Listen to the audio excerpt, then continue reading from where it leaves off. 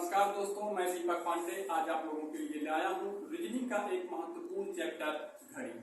घड़ी एक ऐसा चैप्टर जो प्रतियोगी परीक्षाओं में कई बार पूछा जाने वाला चैप्टर है और इससे संबंधित प्रश्न कई बार कंपटीशन या प्रतियोगी परीक्षाओं में पूछे जा चुके हैं। आज हम लोग चर्चा करेंगे घड़ी के बारे में, जो आज हमारा रीजनिंग का एक पहला महत्वपूर्ण टॉपिक है घड़ी। ठीक है, चलिए आज हम लोग चर्चा करते हैं घड़ी के बारे में। आज हम लोग पढ़ेंगे क्लॉक के बारे में। ठीक है, घड़ी जो होता है वो एक वृत्त के आधार पर होता है। जो घड़ी का डायल होता है वो वृत्त के आधार पर होता है। ठीक है, जैसे एक सरल रेखा से एक वृत्त का निर्माण होता है। जैसे सरल रेखा का जो ये दो बिंदु है, इन दोनों बिंदुओं को अगर हम एक सरल रेखा के माध्यम से वृत्त का निर्माण करें तो हमारी एक परिधि का निर्माण हो जाएगा और उस परिधि में हम उस परिधि को 12 डायलों में विभाजित करेंगे और जिसके 60 प्रकार के अंतर्गत इसको विभाजित किया जा सकता है। जैसे कि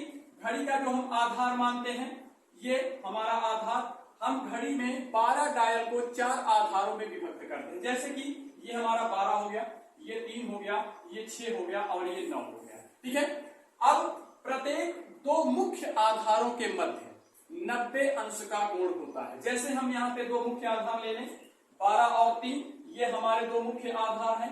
इनके बीच में 90 अंश का कोण निर्धारित करते हैं। तो 12 और 3 के बीच में कितने अंश का कोण बन रहा है बच्चों?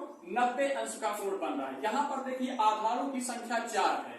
अगर तो यहाँ पे हम 90 से मल्टीप्लाई कर दिया 4 में तो 360 हमको प्राप्त होगा। इस आधार पे, ठीक है, इस आधार पे हमारा एक वृत्त जो हो गया वो 360 डिग्री का हो गया। ठीक है, जैसे यहां पर हम आधार को लेने के बाद इन समयों का अगर हम निर्धारण करते हैं, जैसे 1, 2, 4, 5, 7, 8, 10 और 11, इस प्रकार टोटल 12 डायलों में वृत्त को हम विभाजित कर चुके हैं।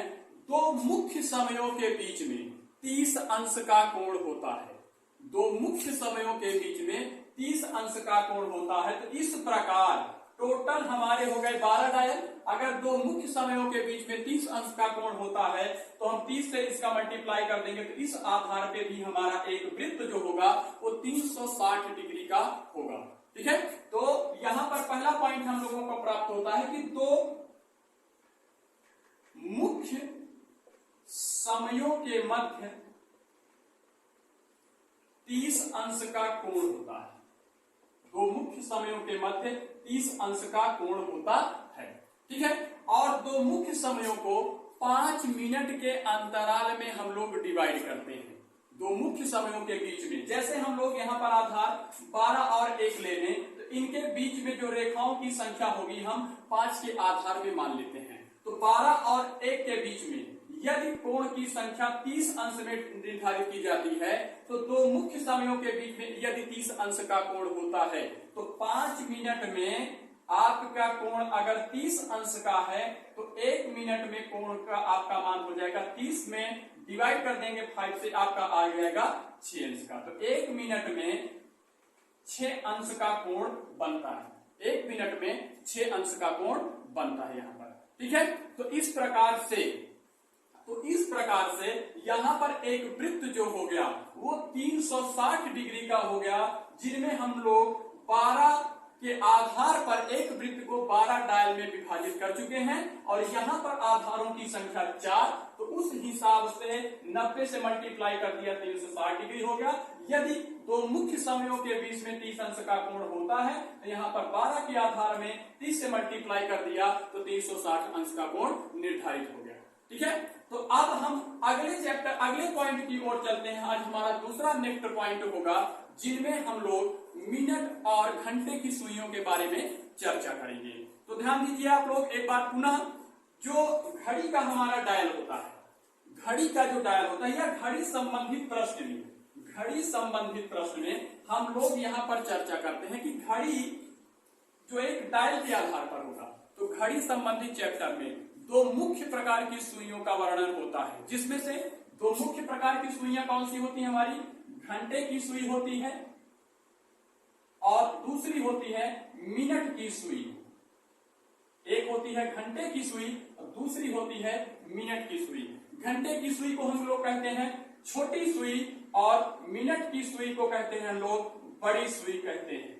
ठीक है, तो यहां पर घड़ी के डायल में एक हो गया घंटे की सुई और दूसरा हो गया मिनट की सुई। मिनट की सुई को हम लोग कहते हैं बड़ी सुई और घंटे की सुई को कहते हैं छोटी सुई कहते हैं। ठीक है, यहाँ पर सुइयों के निर्धारण के आधार पर देखा जाए तो ये माना जाता है, ये भी कहा जाता है कि जो घड़ी में मिनट और घंटे की सुइयां होती हैं, इनमें इनका निर्धारण इस प्रकार से किया जाता है कि जो मिनट की सुई होती है वो घंटे की सुई से 5 मिनट का अधिक समयांतराल या अधिक समय का चक्कर लगाती है।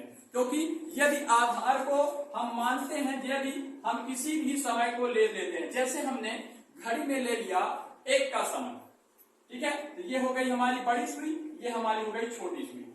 ठीक है, ये हमारी हो गई बड़ी सुई, ये हमारी हो गई छोटी सुई। यदि दो मुख्य समयों के बीच में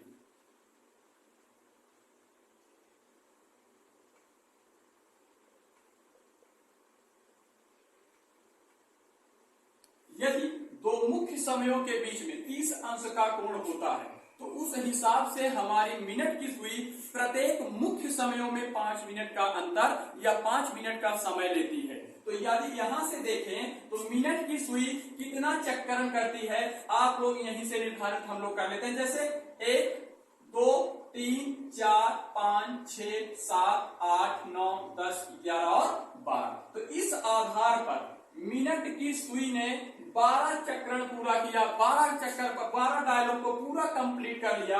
यदि यहां से हम घंटे की सुई को लें तो घंटे की सुई 1 2 3 4 5 6 7 8 9 10 11। यहां पर घंटे की सुई ने कुल 11 चक्रण को पूरा किया।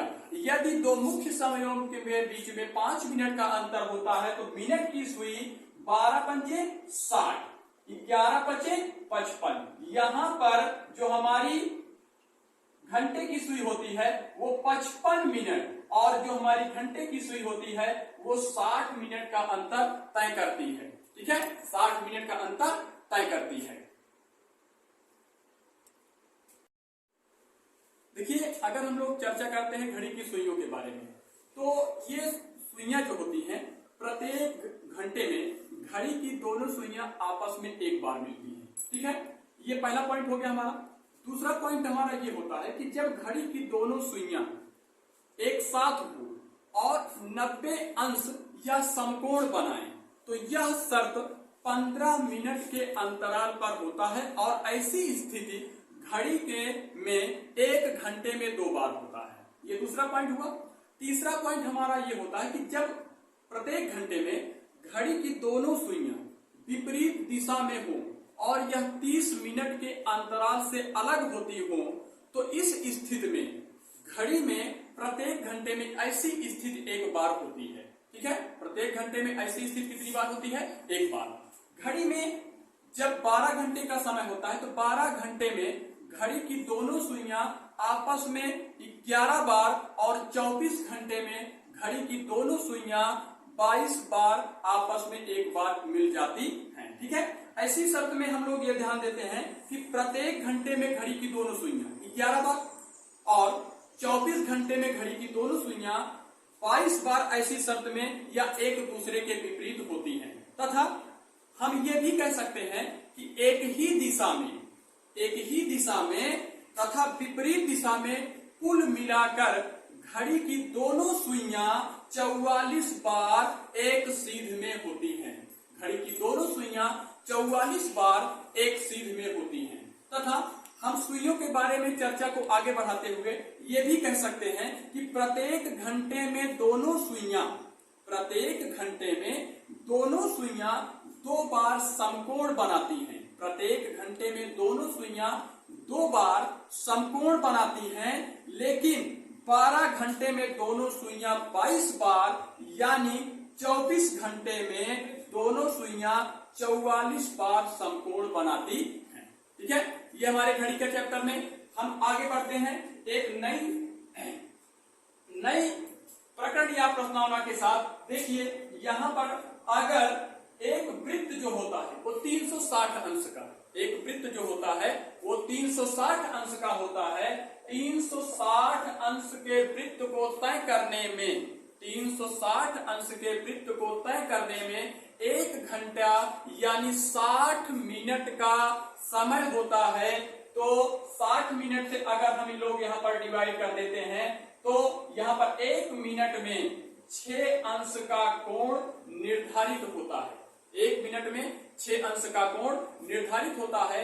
घड़ी के अगले पॉइंट पे बढ़ते समय हम लोग घड़ी की चर्चा में पहला पॉइंट या हमारा पहला टॉपिक होता है कि चलिए देखिए यहाँ पे जब घड़ी की दोनों सुइयां आपस में मिलती है। पहला पॉइंट हमारा है नए टॉपिक पर, जब घड़ी की दोनों सुइयां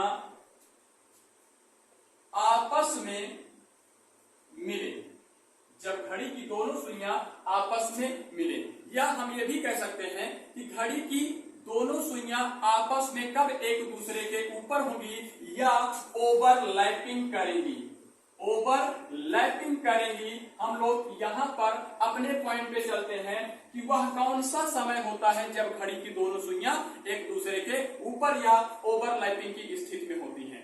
तो इस प्रकार के प्रश्न में महत्वपूर्ण यह देखा जाता है कि इस प्रकार के प्रश्न में जो हमारा समय होता है वह समय हमारा क्रमागत होता है, वह समय हमारा क्या होता है, क्रमागत होता है, समय हमारा क्रमागत होता है। इस प्रकार के प्रश्न में जो समय हमारा होता है वो क्रमागत होता है। जैसे पहले क्वेश्चन की ओर बढ़ते हैं कि जब घड़ी की दोनों सुइयां आपस में मिले, या हमारा ये पॉइंट होता है कि घड़ी की दोनों सुइयां आपस में कब ओवरलैपिंग करेंगी, वह समय कौन सा होगा कि जब घड़ी की दोनों सुइयां आपस में ओवरलैपिंग करेंगी। जैसे पहला प्रश्न है हमारा कि 2 व 3 बजे के मध्य घड़ी की दोनों सुइयां आपस में कब मिलेगी, घड़ी की दोनों सुइयां आपस में कब मिलेंगी, 2 व 3 बजे के मध्य घड़ी की दोनों सुइयां आपस में कब मिलेंगी। तो यहाँ पर आप लोग पॉइंट देखिए, यहाँ पर हम चर्चा कर रहे हैं घड़ी की दोनों सुइयों की। तो घड़ी की दोनों सुइयों का अर्थ यह है कि एक हमारी घंटे की सुई होगी और एक हमारी मिनट की सुई होगी, एक हमारी घंटे की सुई होगी और एक हमारी मिनट की सुई होगी। ठीक है, तो इस आधार पर ये मानते हैं कि जैसे हमारा जो मिनट की सुई होती है, जो हमारी मिनट की सुई होती है वो 60 मिनट 1 घंटे में पूरा तय करती है, और जो घंटे की सुई होती है, जो घंटे की सुई होती है वो मिनट से 5 मिनट के कम समय यानी 55 मिनट के अंतराल पर रहती है। तो यहां से अगर हम मिनट या घंटे को डिवाइड करें तो हमारा यहाँ पर क्या होगा, इनको हम काट देते हैं, डिवाइड कर देते हैं, ये हमारा कितना हो गया 12/11 हो गया।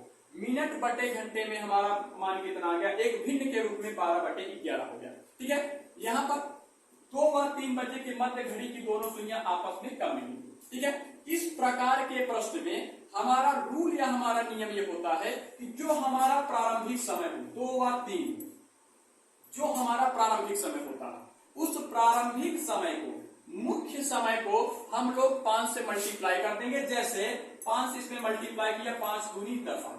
आए हुए समय को 12/11 से गुणा करके उत्तर को प्राप्त कर लेंगे। 12 से मल्टीप्लाई किया 110, 11 हो गया। ठीक है, 12 से इसको डिवाइड किया, हमारा कितना आ गया 120 आ गया। 120 को हम यदि 11 से डिवाइड करेंगे तो हमारा एक मिश्रित भिन्न प्राप्त होगा। एक हमारा क्या प्राप्त होगा, मिश्रित भिन्न प्राप्त होगा।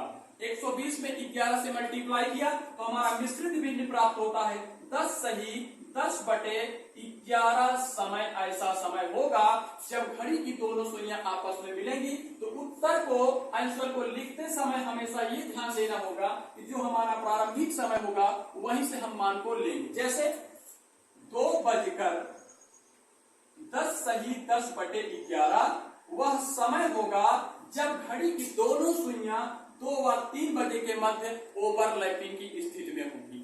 ठीक है, 2 व 3 बजे के मध्य घड़ी की दोनों सुइयां आपस में कब मिलेंगी, तो हमारा आंसर आता है 2:10 सही 10/11 ऐसा समय होगा जब घड़ी की दोनों सुइयां आपस में मिलेंगी। ठीक है, तो हम चलते हैं अगले क्वेश्चन पर। अगला क्वेश्चन हमारा ये है कि 6 व 7 बजे के मध्य, 6 व 7 बजे के मध्य घड़ी की दोनों सुइयां आपस में कब मिलेंगी। इस आधार पर फिर से आप लोग देख लीजिए, 6 व 7 समय दिया गया है। प्रारंभिक मान में हम किससे गुणा किए, 5 से, 5 6 30, आए हुए मान में 12/11 से हमने मल्टीप्लाई किया। तो यहां पर प्राप्त हुआ हमको कितना, 12 तिहाई 36, 360/11। 360 में आप डिवाइड कर लीजिए 11 से, तो 360 को हम डिवाइड करें 11 से। ठीक है,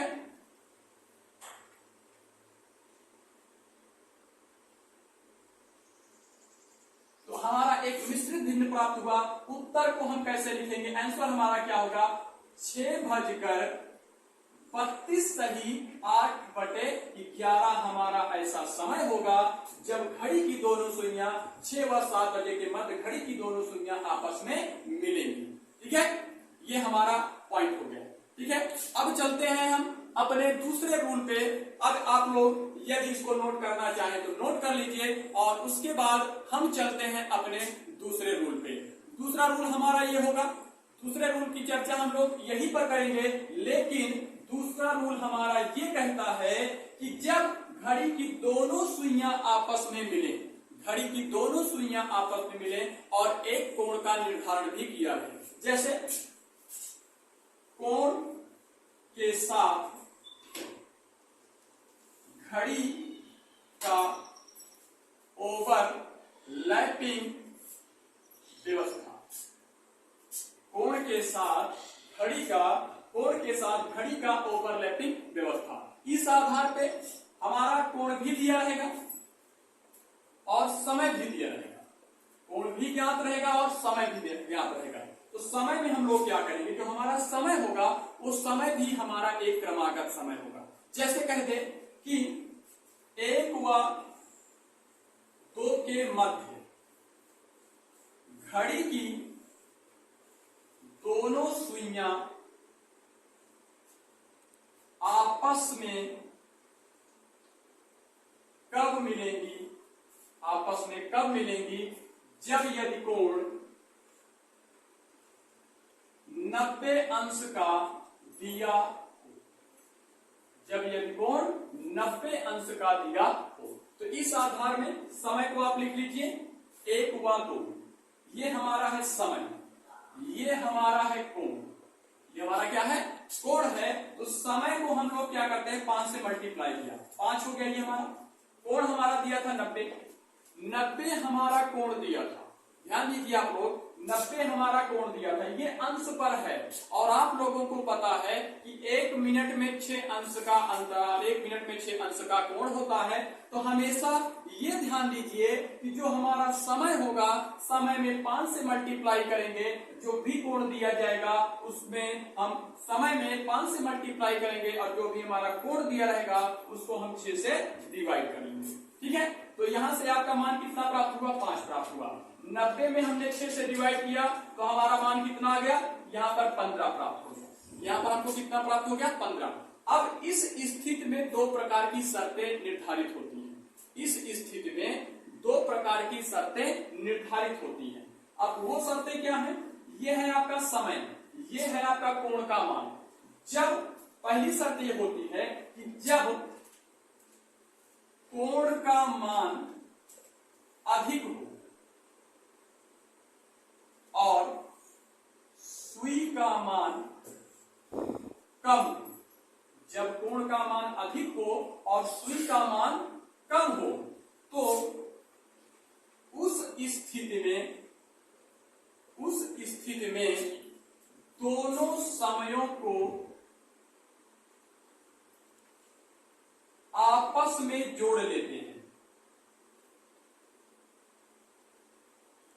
उस स्थिति में दोनों समयों को आपस में जोड़ लेते हैं, आए हुए मान को 12/11 से गुणा करके उत्तर प्राप्त करते, आए हुए मान को 12/11 से गुणा करके उत्तर प्राप्त करते। जैसे हमारा समय कितना है 5, कोण का मान कितना है 15। तो जब कोण का मान अधिक हो और सुई का मान कम हो, समय का मान कम हो, तो उस स्थिति में दोनों समयों को आपस में जोड़ लेते हैं। तो 15 और 5 जोड़ने पर हमारा कितना प्राप्त होता है, दोनों मान हमने जोड़ लिया, हमारा प्राप्त हो गया 20। आए हुए मान को 12/11 से गुणा करके उत्तर प्राप्त करते हैं। यहाँ पर 20 से मल्टीप्लाई कर दिया 12 में, तो हमारा कितना प्राप्त होता है 240। 240 को हम डिवाइड करेंगे 11 से। 240 में डिवाइड कर दीजिए 11 से, 2 बार जाएगा, कैंसिल हुआ, 1 बार जाएगा, 9 शेष प्राप्त हुआ। तो समय क्या, आपका उत्तर क्या होगा, 1:21 सही 9/11 वह समय होगा जब घड़ी की दोनों सुइयां आपस में मिलेंगी ही और साथ में 90 अंश का कोण भी निर्धारित करेंगे। ठीक है, तो इस स्थिति में हम लोग ये पॉइंट क्लियर करते हैं। ठीक है, इससे संबंधित दूसरा पॉइंट हमारा ये होता है। दूसरे पॉइंट पर हम लोग चर्चा करते हैं। दूसरा पॉइंट हमारा ये होता है, दूसरा पॉइंट भी देख लीजिए आप लोग एक बार पुनः। दूसरे पॉइंट पर हम लोग चर्चा करते हैं। दूसरे पॉइंट की स्थिति क्या होती है, दूसरा पॉइंट हमारा ये होता है,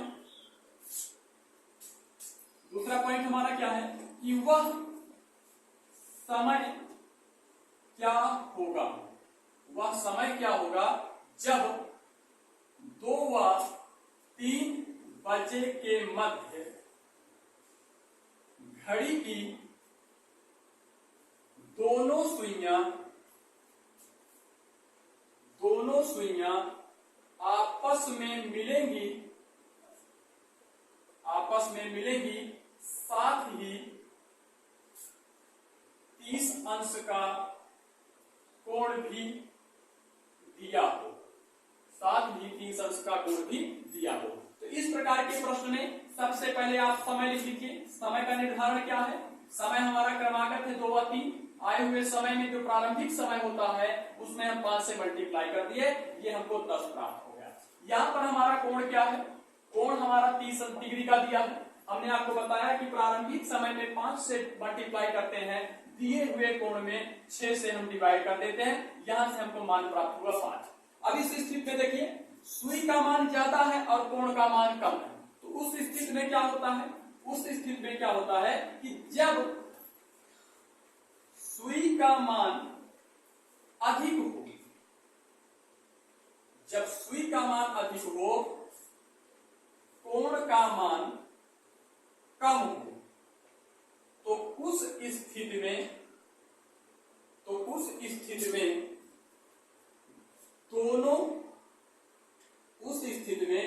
दोनों समयों का अंतर होता है और आए हुए मान को 12/11 से गुणा करके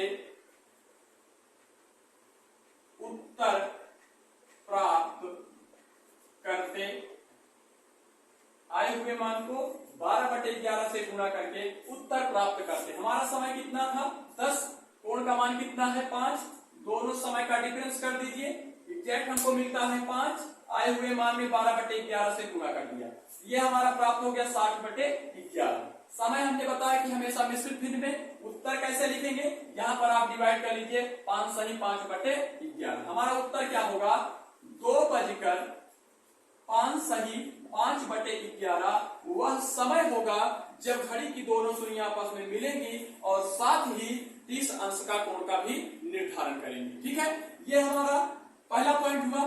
ठीक है, पहले पॉइंट के साथ हम चर्चा, देखिए अब हम अपना तीसरा टाइप लेते हैं, कोण ज्ञात करना। ठीक है, हमारा अगला टाइप है कोण ज्ञात करना। कोण ज्ञात करने के लिए हमने आप लोगों को कई बार ऑफलाइन भी पढ़ाया, लेकिन उसमें आप लोग ये देख लीजिए कि कोण ज्ञात करना। कोण ज्ञात करने का अर्थ यह है कि किसी भी समय को जो एक निश्चित समय दिया हो, तो निश्चित समय पर हमको कोण यदि ज्ञात करना हो, जैसे कि एक घड़ी में समय 9:40 बज रहा है। एक घड़ी में समय 9:40 बज रहा है, तो उस समय घड़ी की दोनों सुइयों के मध्य कितने अंश का कोण बनेगा।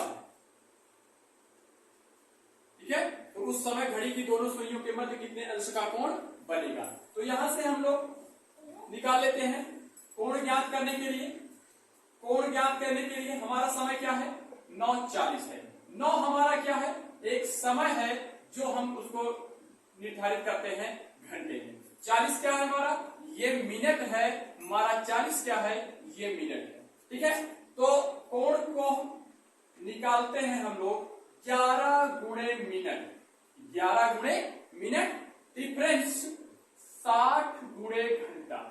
ठीक है, 60 गुणे घंटा, दोनों का डिफरेंस का आपका यहां पर बटे 2 में कर लेते हैं। इसलिए देखिए, जो हमारी घड़ी होती है, उस घड़ी में जो हमारी मिनट की सुई होती है, वो हमारी जो मिनट की सुई होती है वो घंटे से 5 मिनट अधिक पर रहती है। जैसे कि घंटा हमारा कितने में, 11 के हिसाब से देखा जाए तो 11×5 = 55, और मिनट देखा जाए तो 12×5 = 60। वहां से आप लोग देख लीजिए 11 गुणे मिनट, मिनट हमारा दिया गया है 40, डिफरेंस 60 गुणे घंटा हमारा दिया है 9, इनका डिफरेंस।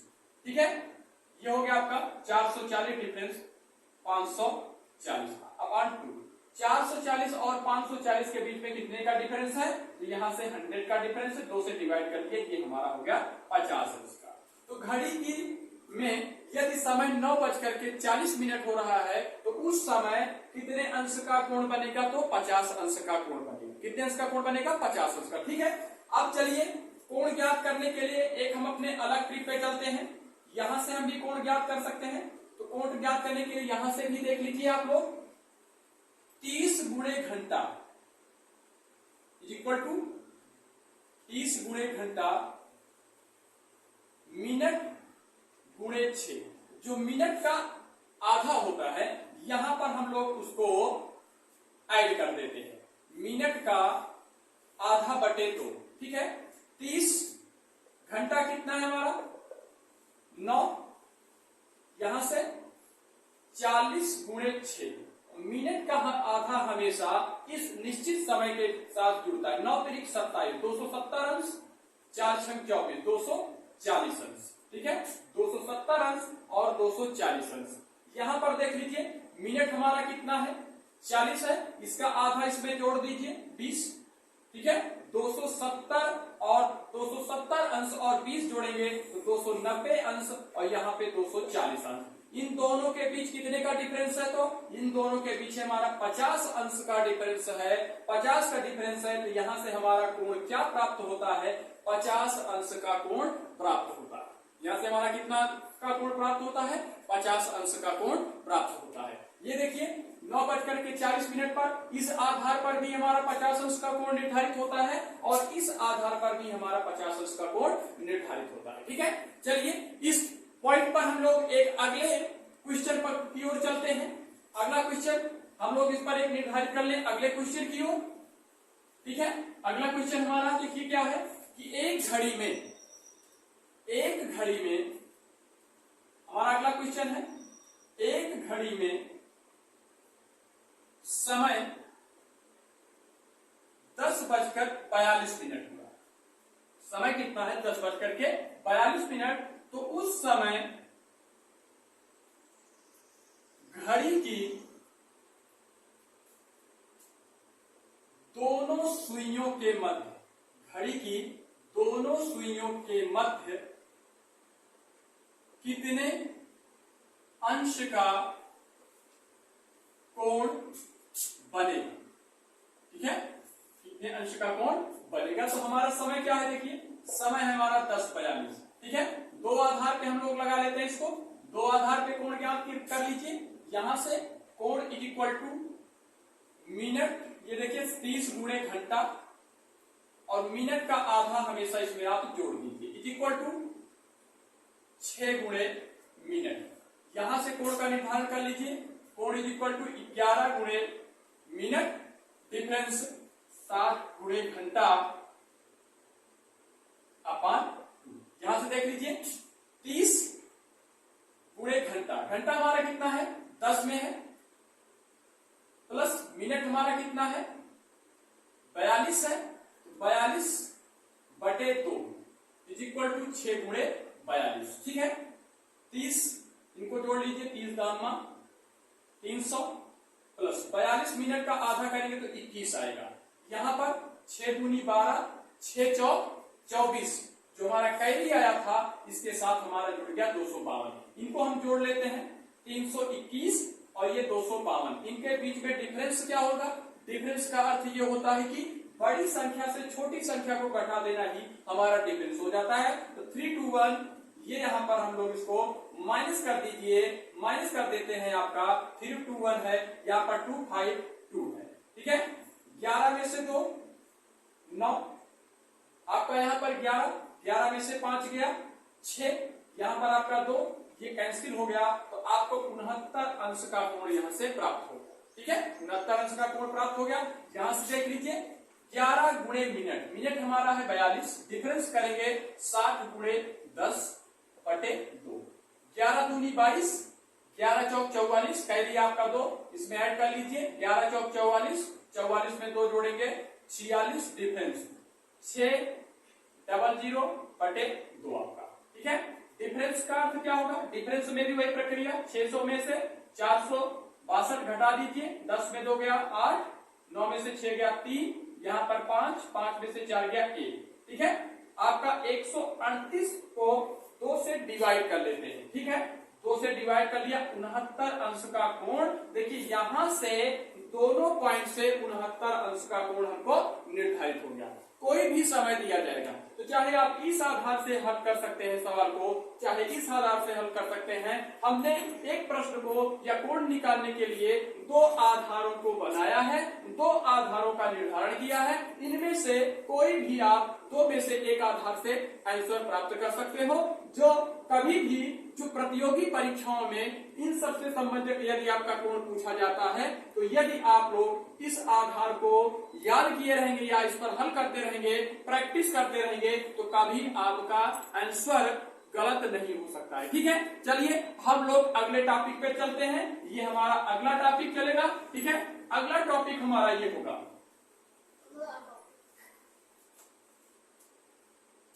अगला टॉपिक हमारा ये होगा कि निश्चित समय ज्ञात करना।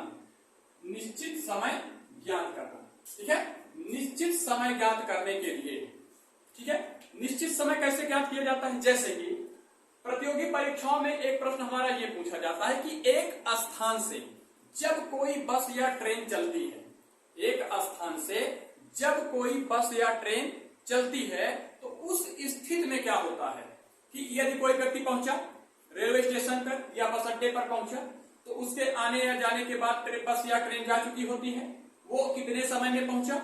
ठीक है, या बस 15 मिनट पहले जा चुकी है या 15 मिनट बाद जाएगी, या एक निश्चित समय होता है कि बस छूटने का या ट्रेन छूटने का जो भी समय निर्धारित किया जाता है। ठीक है, तो यहाँ पर हम लोग जब किसी भी इस प्रकार के प्रश्न में जब निश्चित समय हमारा दिया हो या निश्चित समय ज्ञात करना हो, या हम स्टेशन पर कब पहुंचे या बस अड्डे पर कब पहुंचे, तो उस स्थिति में हम आज आपको एक ऐसा आसान सा तरीका बता देंगे जो क्वेश्चन का, अगर क्वेश्चन का फॉर्मेट बड़ा है तो एक ऐसा आधार बना देंगे जिसमें 2 या 3 सेकंड या 4 सेकंड का समय लगेगा।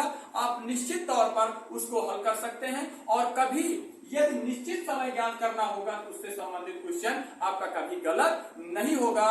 चलिए ध्यान दीजिए, आपका इसमें 3 प्रकार का समय होगा। इस टॉपिक में इस पॉइंट में 3 प्रकार का समय होगा। समय क्या होगा हमारा? एक होगा नियम। नियम हमारा क्या होता है?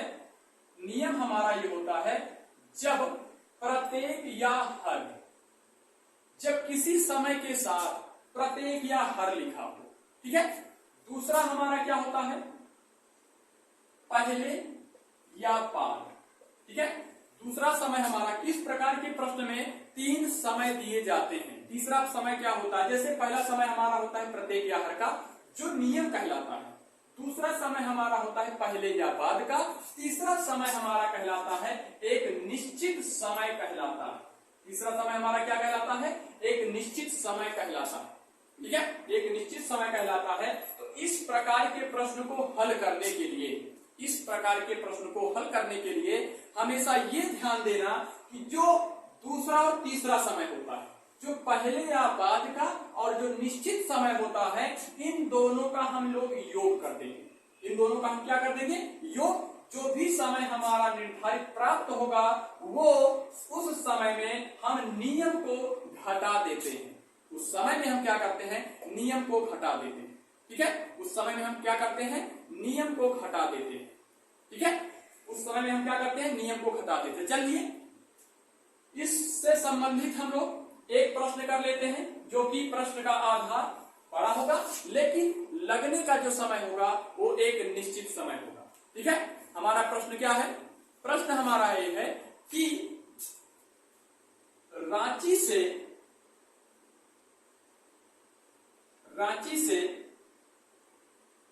जबलपुर के लिए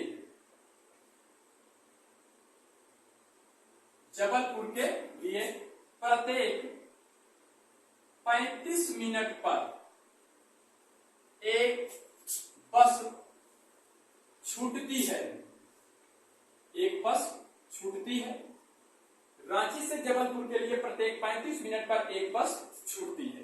एक यात्री बस पकड़ने के लिए जब बस अड्डे पर पहुंचा तो बस 15 मिनट पहले जा चुकी थी। 15 मिनट पहले जा चुकी थी, ठीक है। बस पकड़ने के लिए जब बस अड्डे पर पहुंचा तो बस 15 मिनट पहले जा चुकी थी और अगली बस 10:20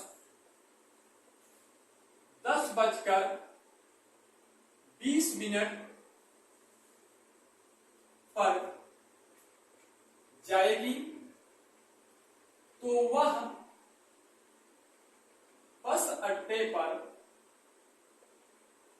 कब पहुंचा?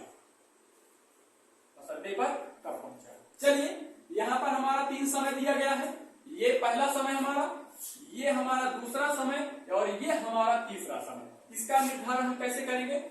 हमने बताया कि जब किसी भी समय के साथ प्रत्येक या हर लिखा हो तो वो सदैव हमारा नियम होता है। वो हमारा क्या होता है? नियम हमारा है कि 35 मिनट पर, उस बस अड्डे का नियम है कि हर 35 मिनट पर रांची से जबलपुर के लिए एक बस जाती है, ठीक है। नियम क्या है? रूल क्या हमारा क्या है कि हर 35 मिनट पर रांची से जबलपुर के लिए एक बस जाती है, ठीक है। जब यात्री पहुंचा तो दूसरा समय हमारा क्या है? पहले या देर। यहां पर 15 मिनट पहले, तो यहां पर दूसरा समय हमारा क्या है? 15 मिनट पहले। दूसरा समय हमारा क्या है? 15 मिनट पहले। और तीसरा निश्चित समय हमारा क्या है? निश्चित समय हमारा है 10:20। निश्चित समय हमारा क्या है? 10:20। हमने आपको बताया कि क्वेश्चन का फॉर्मेट चाहे जितना भी बड़ा होगा, उसमें यदि 3 समय दिया गया है तो 3 समय को हम लगाएंगे कैसे? पहले ये जो नियम होता है दूसरे और तीसरे समय को जोड़ करके सदैव नियम को घटा देते हैं। यहां से देख लीजिए 10:20 में 15 मिनट पहले हम जोड़ लिए, 10:35 प्राप्त हुआ।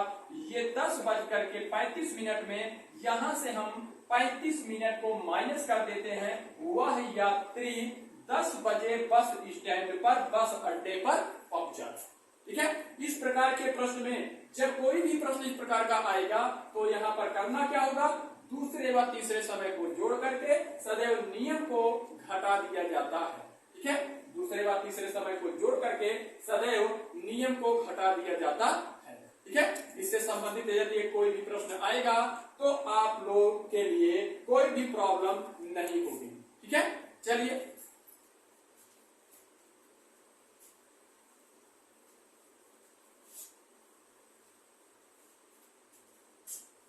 हम चलते हैं अपने अगले पॉइंट पर, अगले टॉपिक पे, जल प्रतिबिंब और दर्पण प्रतिबिंब पर आधारित प्रश्न। जल प्रतिबिंब व दर्पण प्रतिबिंब पर आधारित प्रश्न। रीजनिंग में घड़ी चैप्टर से संबंधित यदि प्रश्न दर्पण प्रतिबिंब या जल प्रतिबिंब से पूछा जाएगा तो ये और भी आसान होता है।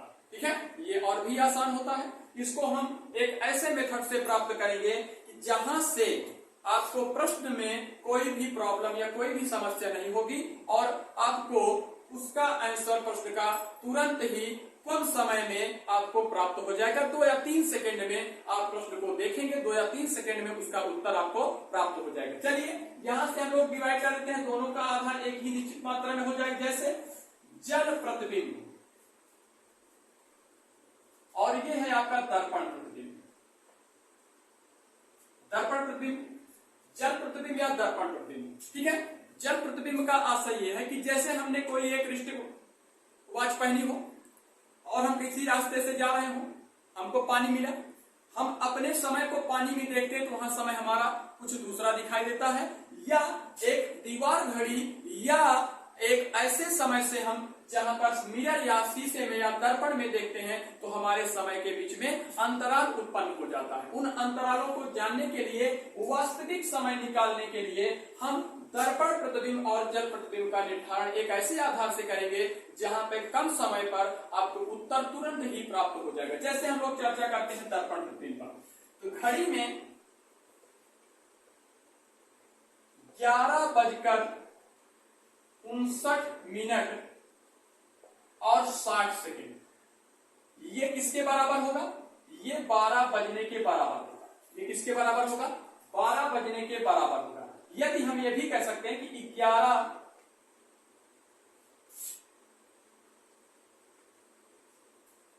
11:60 ये किसके बराबर होगा, ये भी 12 बजे के बराबर होगा। ये भी किसके बराबर होगा, 12 बजे के बराबर होगा। यदि किसी प्रश्न में समय 12 बजे के पहले दिया हो,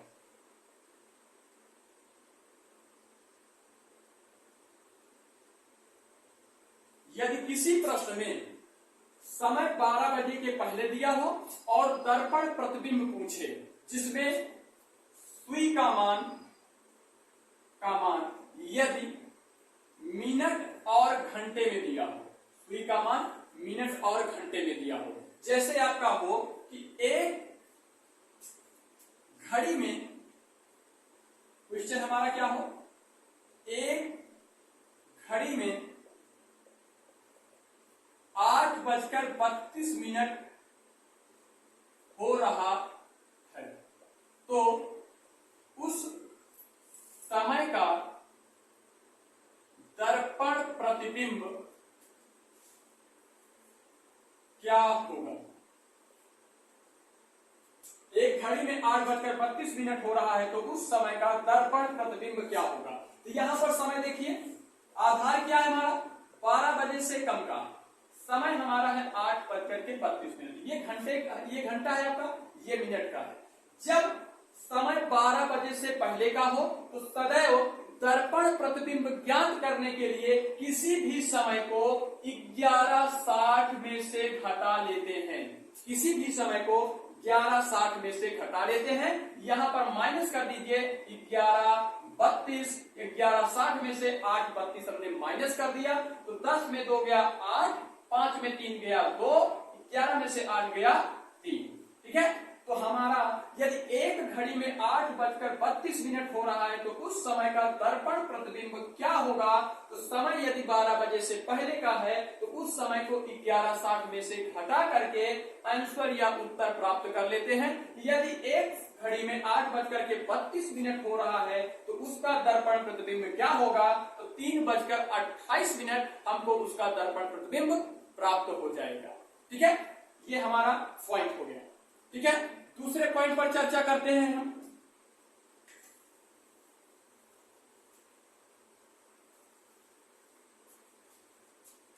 यदि समय घंटे, मिनट व सेकंड में दिया हो तो उस आधार पे क्या करते हैं? जैसे क्वेश्चन देख लीजिए, एक घड़ी में 8:16:26 हो रहा है तो उसका दर्पण प्रतिबिंब क्या होगा? ठीक है, यहां पर समय का निर्धारण देख लीजिए, 8:16:26 समय 12 बजे से पहले का है। तो जब सेकंड, मिनट व घंटा समय जो है सेकंड, मिनट व घंटे में दिया गया हो तो सदैव क्या करते हैं आप? 11:59:60 ये 12 बजे के बराबर होता है। दिए गए समय को आप इन आधारों से घटा लीजिए। यहां पर 8, 16 और 26 हम माइनस कर देते हैं। ठीक है, तो 10 में 6 गया 4, 5 में 2 गया 3, यहां पर आप देखिए 9 में से 6 गया 3, 5 में से 1 गया 4, 11 में से 8 गया 3। तो समय हमारा क्या होगा? 3:43:34 हमारा आंसर प्राप्त हो जाएगा। ठीक है, यहां पर देखिए जब समय हमारा मिनट में दिया गया हो, घंटे में दिया गया हो, सेकंड में दिया गया हो तो उस आधार पे हम सदैव 11:59:60 में से घटा लेते हैं। ठीक है, यदि चलिए दूसरा पॉइंट हम लोग चेक करते हैं, देख लेते हैं। दूसरा पॉइंट भी आप लोग देख लीजिए, यदि समय 12 बजे के बाद दिया हो, 12 बजे के बाद दिया हो तो पहला पॉइंट है घंटे व मिनट पर 23:60 से घटाते हैं जो 24 घंटे के बराबर होगा। ठीक है, जो 24 घंटे के बराबर होगा। यदि घंटे के साथ मिनट व सेकंड दिया हो तो उसे 23:59:60 से घटाते हैं। 23:59:60 से घटाते हैं। ठीक है, ये हमारा दर्पण प्रतिबिंब से संबंधित पॉइंट है आपका। ये दर्पण प्रतिबिंब से संबंधित पॉइंट है आपका। ठीक है, दर्पण प्रतिबिंब में ये सब सारी प्रक्रियाएं हम लोग जान लेते हैं। चलते हैं अपने अगले पॉइंट पर, जल प्रतिबिंब पर। ये और भी आसान है। जब किसी घड़ी में कोई भी समय दिया हो, उस समय को हम जल प्रतिबिंब के आधार पर यदि ज्ञात करना चाहें तो किसी भी समय को जल प्रतिबिंब निकालने के लिए या जल प्रतिबिंब प्राप्त करने के लिए आप 1790 में से किसी भी समय को निकाल सकते हैं, किसी भी समय को प्राप्त कर दे सकते हैं। 1790 का मतलब क्या होता है? जैसे एक घड़ी है, ये है 12 का डायल, ये 6 है, ये 3 है और ये 9 है। ये हमारा केंद्र बिंदु है। ठीक है, यहां से 1790 का अर्थ होगा कि जब समय 12 बजे के बाद का हो तो 1790 का अर्थ होगा 5:90 से, और 90 मिनट का अर्थ होता है 1 घंटा 30 मिनट। तो हमारा निश्चित समय हो जाएगा, निश्चित समय हमारा होगा 6:30। हमारा निश्चित समय होगा 6:30। तो 6:30 से हम निश्चित समय जल प्रतिबिंब प्राप्त कर सकते हैं।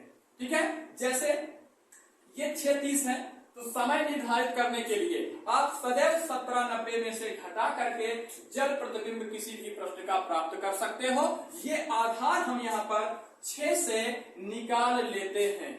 ठीक है, आधार हम कहां से निकाल लेते हैं? 6 से निकाल लेते हैं, क्योंकि दर्पण का अर्थ ये होता है, दर्पण का मान ये होता है, दर्पण का अर्थ होता है दाया बाया। ठीक है, दर्पण का अर्थ क्या होता है? दाया बाया।